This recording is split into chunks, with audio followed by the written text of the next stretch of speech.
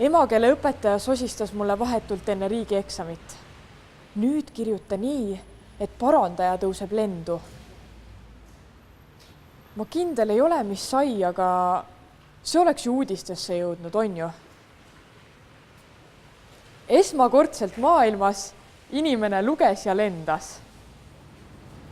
Samas äkki ta tiirleb ikka veel seal kusagil tühjade külade kohal ja ei oska enam alla tulla. Ja keegi väga ei otsi ka, sest omg, mis vahet seal on, kuidas ma kirjutan? Come on!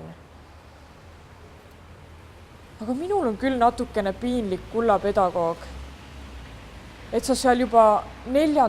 aastat niimoodi. Aga tead, ära muretse. Kui sa enne alla ei saja, siis minu debüütkogu esitluseks ikka. Taevane arm. Kas see on siis nüüd mõni luule või? Kui kaua ma õieti ära olin? Aga tule palun igal juhul alla. Kes muidu räägiks meile, et kellega see ilus pikk poiss ikkagi kaerajaani tantsis?